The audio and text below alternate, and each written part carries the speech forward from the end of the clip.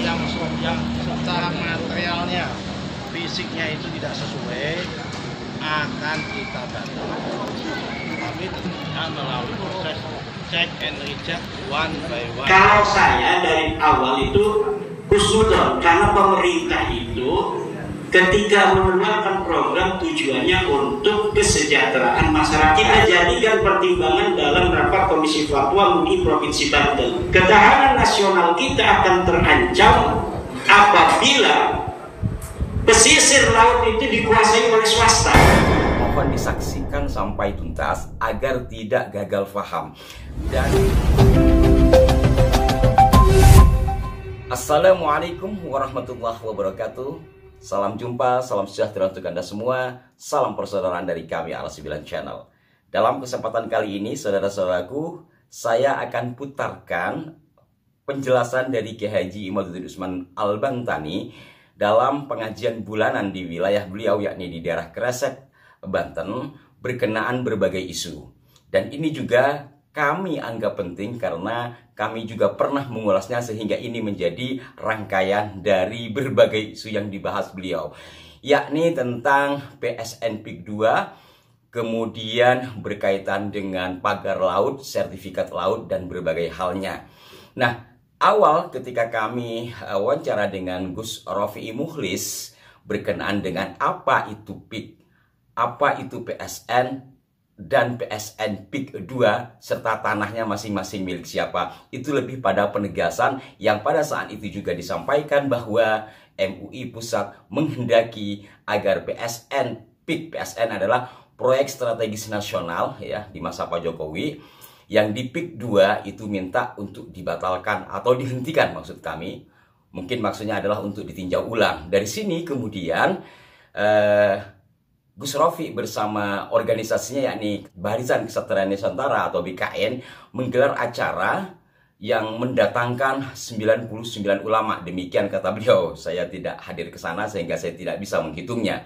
Dan di sana hadir Kiai Said Akil Siraj dan sejumlah kiai-kiai yang lain, yang diantara kiai-kiai itu adalah orang-orang yang selama ini sejalan dengan Kiai Haji Imaduddin Usman Al-Bantani dalam penelitian nasab Ba'alwi. Nah, dari sini kemudian bergulirlah berbagai isu yang menyudutkan tanpa melihat latar belakang persoalan serta apa dan bagaimananya berkenaan dengan acara tersebut. Nah, pada edisi berikutnya yang belum lama ini kami juga menyampaikan ceramah dari Kiai Haji Imaduddin Usman Al-Bantani bahwa dirinya juga dituduh sebagai Jomus Cina. Dan Kiai Imad mengatakan bahwa proyek tersebut adalah proyek Ba'alwi, dalam pengertian bahwa dalam pengembang atau perusahaan perumahan di PIK ini kuasa hukumnya kan ada seorang Ba'alwi, yakni Bang Mu'annas Al-Aidid. Hal itu mungkin beliau sampaikan untuk menegaskan bahwa di PIK itu juga ada Habibnya loh, kurang lebih seperti itulah. Dan kemudian saudara-saudaraku sekalian, Kiai Imad juga menegaskan bahwa beliau sebagai ketua fatwa atau komisi fatwa MUI Banten diberi tugas oleh ketua atau MUI Banten untuk melakukan survei ke PIK 2 dan berbagai halnya untuk kemudian dikaji sebagaimana yang telah kami tayangkan. Nah, dari berbagai perkembangan dan hasil telaah Kiai Imad bersama timnya tentunya, kemudian hasilnya antara lain beliau sampaikan dalam acara pengajian yang akan kami putarkan berikut ini. Untuk itu mohon disaksikan sampai tuntas agar tidak gagal paham. Dan di dalam menelaah sesuatu kita jangan hanya melihat dari satu sisi, coba kita melihat dari berbagai sisi dan jangan pula mudah untuk memvonis ya. Mari kita simak bersama, sekali lagi mohon disaksikan sampai selesai agar tidak ada kesalahan. Makanya masalah undang-undang apa sing lagi digigit laut ditolak, kan undang-undangnya jelas tidak boleh menjual laut, iya kan? Lah sing ditol laut teh gunung penjahat, pemerintah turun tangan, tentara turun 1.500 tentara menjebol pagar-pagar laut karena tidak sesuai dengan undang-undang nomor 14 nomor 1 tahun 2014 tentang masyarakat pesisir dan pulau-pulau kecil, tidak boleh laut dibikin sertifikat. Lasiki nanggung kronjo kohot digali sertifikat. Padahal banyak laut yang boleh disertifikat itu air yang tidak membelah antara satu pulau dengan pulau lain. Misalkan danau itu bisa diberikan sertifikat HGB karena danau itu air yang tidak memisahkan pulau-pulau. Tapi kalau laut itu tidak boleh, laut itu dijual, diberikan sertifikat hak guna bangunan. Ini dari mulai kohot sampai muncul 30 km, sing pantai 1 kilo, itu berarti 30 km tanah Tangerang ini sudah dijual. Ya, sing tuku salah, sing ngedol salah ini, sing mengeluarkan sertifikatnya salah. Makanya kita mendukung tentara-tentara itu untuk menindak, karena yang mendukung tentara, duduk polisi orang lagi. Nah, sini alhamdulillah Presiden sudah menginstruksikan pagar-pagar itu dibongkar. Sertifikat hak guna bangunan selama 30 tahun yang bisa diperpanjang 20 tahun, kemudian bisa untuk dilanjutkan 30 tahun lagi, sekarang sudah dicabut oleh Menteri ATR BPR. Menteri ini dari mana? Dari NU, namanya Nusron Wahid, masih kental NU nih. Masih NU orang kental. Jadi Kiai Junet.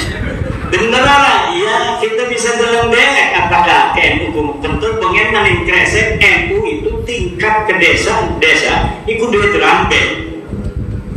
NU itu punya drum band, Ansor, Bansar, segala macam itu punya drum band. Sikima Ansor, lamun orang di tokang camat, drum band orang duwe. Bengenmu ditangkep ya, yang tentara game Junet ya. Iku sampai wani melawan. Zaman Soeharto kan NU tidak boleh. Arab kampanye yang pendawa bengen, kampanye P3 baik. Dikejar-kejar polisi, Kang Haji Sufi sampai di penjara.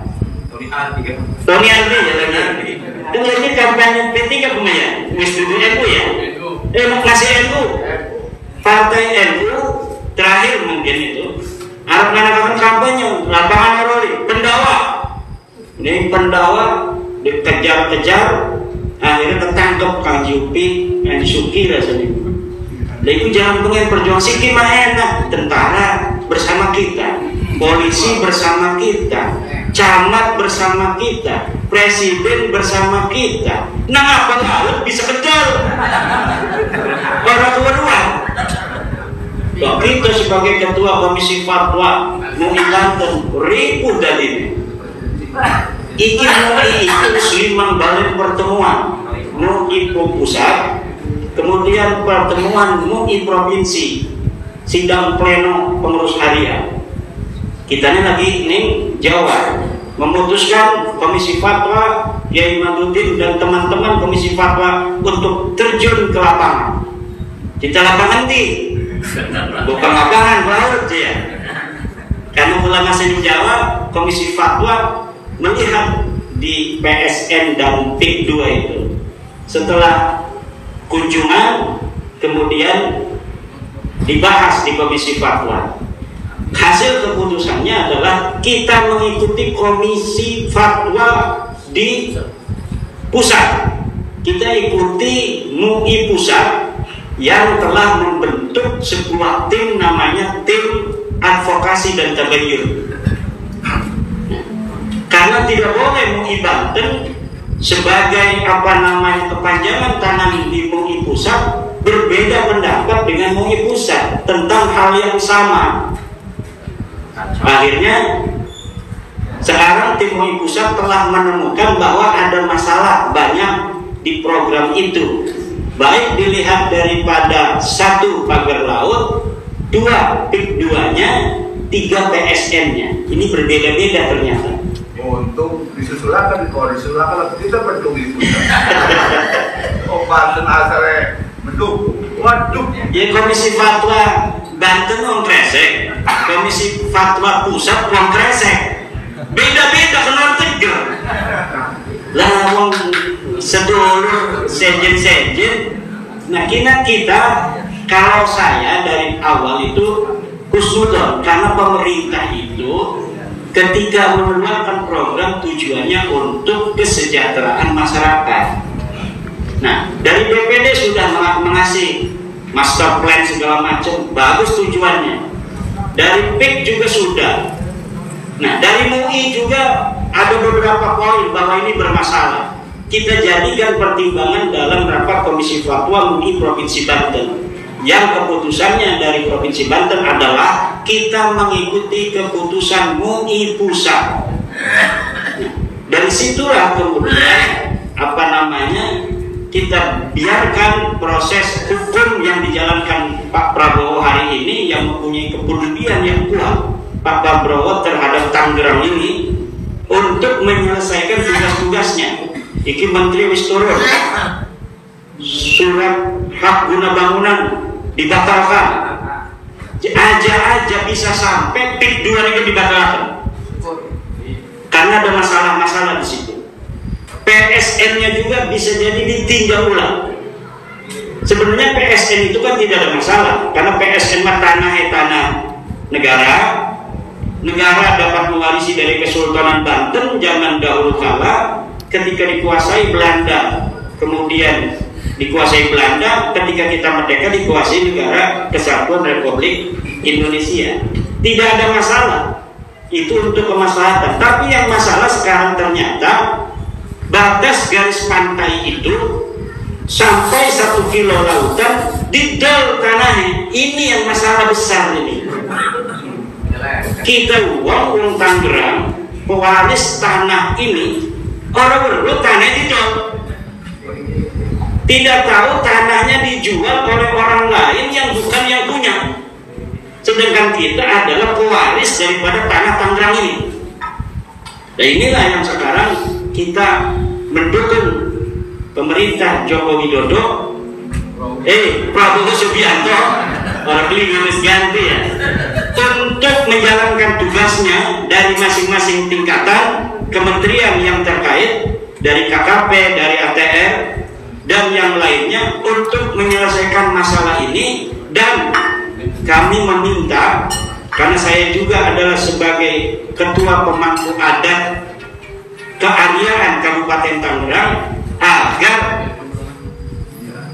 surat-surat sertifikat itu dicabut dan dibatalkan, serta PIK-nya sebagai sebuah perusahaan swasta yang ingin membuat perumahan di sepanjang pantai utara ditinjau ulang kemaslahatan dan mafsadatnya. Juga PSN itu, apakah ada kemaslahatan untuk masyarakat, manfaat yang akan diterima oleh masyarakat atau tidak. Nah itu, karena ini penting. Masa orang kresek putune Raden Kenyep pengennya pendiri Kabupaten Tangerang, lautnya didol orang bisa, lautnya didol orang bisa. Pangeran Sunyararas itu adalah Panglima Perang Angkatan Laut Sultan Maulana Hasanuddin Banten, di mana dia itu tugasnya di Pulau Cangkir, sing-singnya di Pagir itu. Lah putu-putunya Pangeran Sunyararas ya, lah pelang-pelang orang-orang nongol di makam dari kuncen.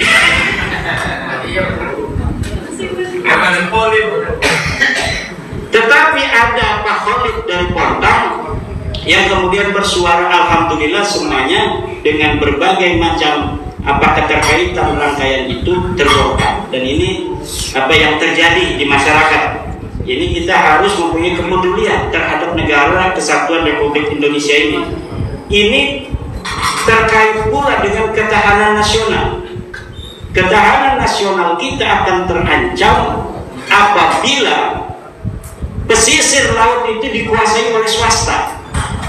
Jadi nanti akan banyak kesempatan orang-orang musuh Indonesia untuk bisa masuk ke negara kita dari pelabuhan-pelabuhan yang dikuasai oleh swasta ini. Ini juga harus diperhatikan oleh pemerintah.